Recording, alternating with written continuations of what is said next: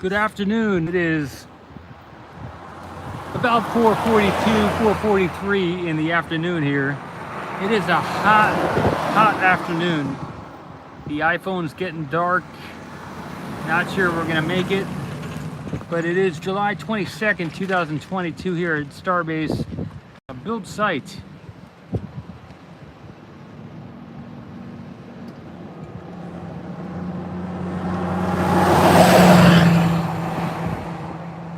They're starting to hook up this piece here that's been here for several days.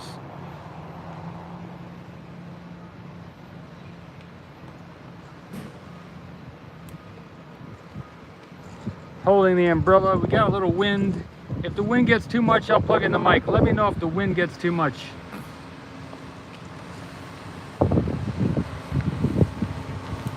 I got a mic sitting right over here I can plug in.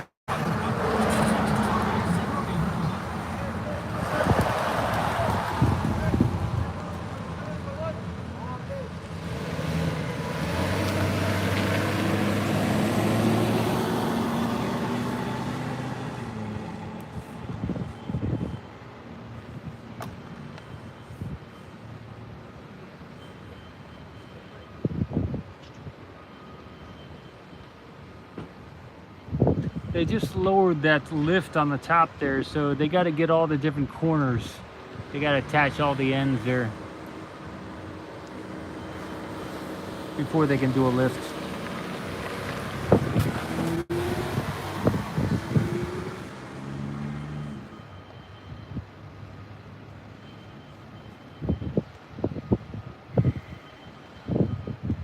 I would say it's unusually hot for a Friday afternoon here. In the heat of July, we haven't had any real rain in quite a while.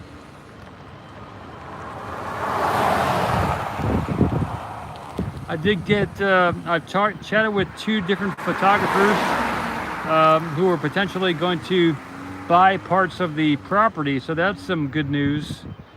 You know, I bought the property for a certain amount of money, and then I had to pay survey fees on top of that and legal fees on top of that. So it's a good price that I'm offering the land out to. I was originally quoted $34,000 to buy it. So if I ask a little bit more, about $4,000 for a tenth of an acre, a tenth of the lot, or $6,000 for 2/10 or more, it's a good price. Some people have paid up to $80,000 for that 2/10 of an acre in that area. So yep. Good deal, and that would allow people to have access to the launch site in this area during road closures, and also a good shot of the launch site during the major launches. You know, they would be able to set up the camera, leave it, and have the great shot. I started researching. I sent letters to over 80 property owners in that area in December of last year, in 2021, and in January, February, March, I heard back from some of the owners, and then when I went back to them to see if anyone would sell recently, it was some of them had been bought by SpaceX, and the one that I'd been renting from for the last 6 months agreed to sell it at the price that SpaceX was selling it to. So it's a good deal. So glad to have been contacted back by two people. And if you're looking to learn more about it, I'd like to,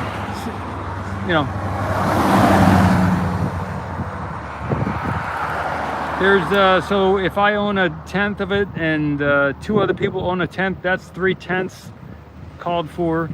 Maybe there would be another 7/10 of the total property, or if I were to own 50% of it, then there would be 3/10 left, three other lots. If those 2 people bought 1/10 each, there would be three more spots. But one of them, maybe one of them would buy 2 or more. So not sure how much is still up for grabs, but yeah, it's a good time.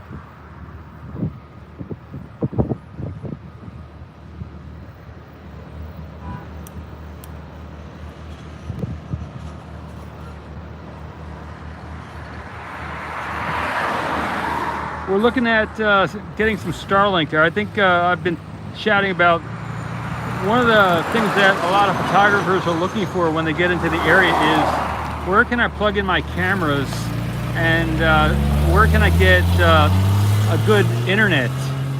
So I have 1 solar panel on the property right now. We could get more solar panels, and currently it's putting out 435 watts. So you know, I've got 2 marine batteries there, so I could add another solar panel pretty easily and make it 870 watts. And we're looking at some Starlink. One of the photographers has a Starlink system he could bring in if he does complete his buy, and so then that could be available for your camera as well. So it's a power is an issue usually.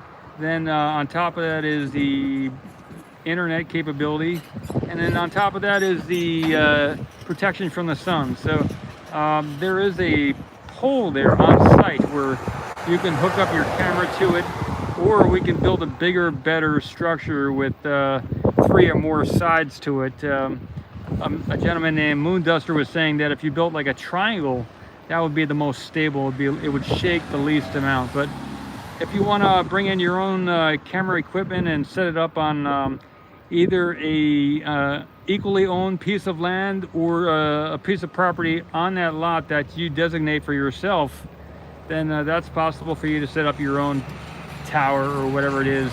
You can have something separate, or maybe we could do something together. Either way, the opportunity is there.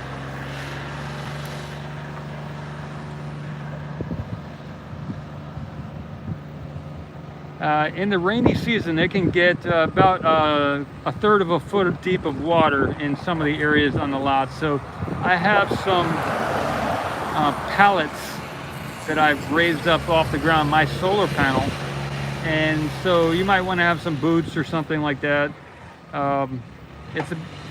And I can show it to you if you're interested. I can show you where the lot is and everything else. I can meet with you and I can introduce you to my attorney and stuff. You know. Or you can have your own attorney draw up the paperwork, whatever. It's all good.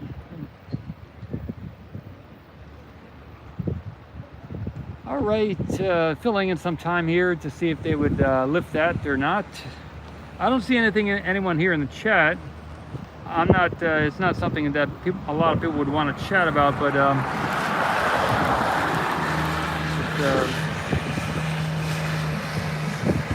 it's a hot Friday afternoon, everybody, here in Boca Chica. Standing across from the high bay and the mega bay. I feel very mega bay today. And get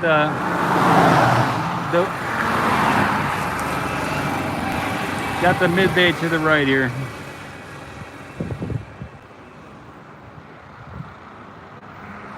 But this is one of the benefits of this area is it is so hot.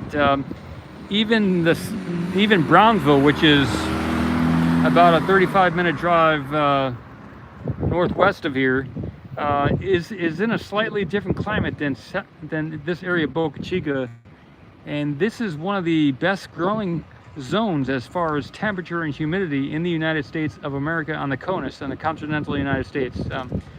You could say maybe Key West is pretty comparable as well.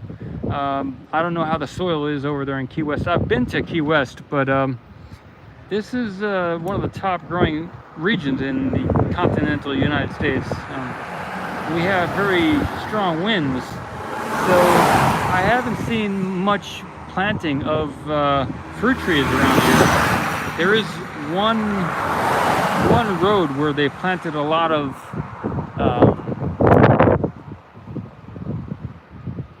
palm trees type things, and so they did an elaborate planting of palm trees along one of the roads in Boca Chica. But there's a lot more opportunity to grow a lot of maybe coconuts, all types of fruit trees, kind of Garden of Eden type thing. You know, we've heard a lot about preserving the environment here in Boca Chica and stuff like that, but I used to have 5 acres of land that I planted over an acre of fruit trees, over 60 fruit trees of all different types. I had kiwi, and this was in Virginia. I had kiwi, I had peach trees, I had cherry trees, apricot. What else did I have? I had Korean pear trees. Korean pears grow very tall. Those are nice trees. What else did I have? I had several varieties of apple trees, but I planted all these one by one over the years, and I sold that land about a year and a half ago in January of 2021, at the end of January. And so over here there's a lot of land, there's a lot of scientists, and there's a lot of opportunity for creative women, gardeners, or maybe men who enjoy gardening, to come over here and plant a lot of fruit trees. If you can get permission to put them on somebody's property, or buy some land for yourself, and maybe even wanted to grow a fruit forest, and looking for where in the United States could I grow it without going to Hawaii or Guam or Puerto Rico. And here in southern Texas, this is amazingly that climate right here in Boca Chica. Now we get some strong winds here. I would say that's the biggest predator, is the strong wind. And then there are some African deer here. African deer, they're bigger and apparently stronger than the normal deer you might find in New York or other areas. So, but we don't get much of any snow over here. So that's primo growing season. We got a lot of humidity, we got a lot of sun, over 320 growing days a year. But we do have deer and wind. I'm gonna go check out the launch site next. It's just coming up on the hour, 13 minutes into the stream here. I was thinking they might lift that. I don't know why they didn't lift it. It's been up there, and they had that thing above it, and it looked like they were going to attach it, but they didn't attach it, and they lowered the crane. So look at that over there, right over there. The crane was attached almost. Maybe they gotta change out the top again. Maybe it wasn't the right top or something to pick it up with. No. Some load spreaders are different than others, so maybe it's something like that. I don't know.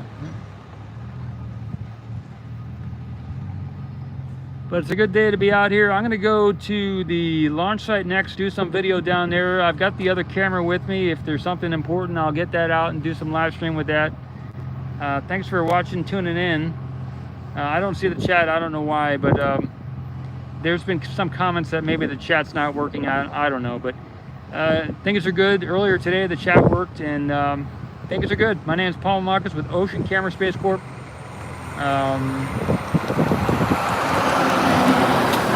See you later.